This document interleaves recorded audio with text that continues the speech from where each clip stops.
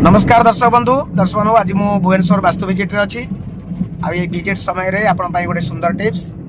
जे दर्शक बंधु बहुत लोग पचारती जे सार आमे माने जो घर सेफ्टी टांगीटा करूँ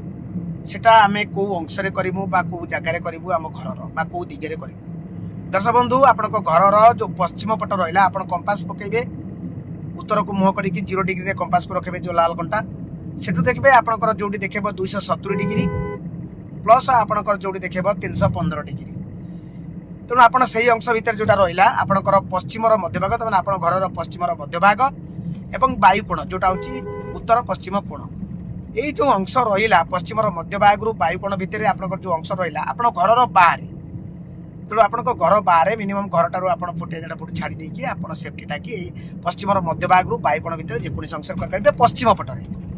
उत्तर पटरे आपणकर वायुकोणर उत्तर पटरे एते शुभदायक नुहे जो मानकर जगार अभाव थाए से उत्तर पट करेंगे डिस्टेंस मेंटेन करके किंतु सर्वश्रेष्ठ जगह हूँ आपणकर पश्चिमर वायुकोण एवं पश्चिमर आपणकर मध्यभाग वायुकोण भितर से जो अंशटा आप जिते लंबा आसो आप घर अनुसार से सब जगह जेको जगह करेंगे। ता छड़ा आपणकर आउ गोटे जगह रही है सेटा हूँ आप साउथ पट बा दक्षिण पट को पलैबे। दक्षिण पटर आपणकर साउथ जो मध्यभाग रहा 180 डिग्री तमाने अग्निकोण आड़ को नुहे आपणकर नैऋत्य साउथ मध्यभाग रु आप नैऋत्य कोण को मापिदेवे केते फुट रहा मनकर साउथ माने मध्यभाग रु आपणकर नैऋत्य कोण मनकर आपणकर 15 फुट रहा 15 फुट अधाटा को मापिदेवे 7.5 फुट तमाने से जो 7.5 फुट अंशटा हूँ आपणकर SSW साउथ साउथ वेस्ट आपणकर से अंश आपण दे पारिबे कोन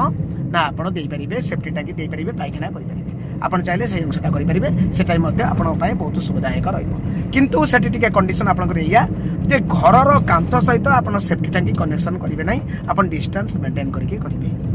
एया कले आपण घर पाए बहुत भलो रहइबो सुविधायक रहइबो। जय जगन्नाथ।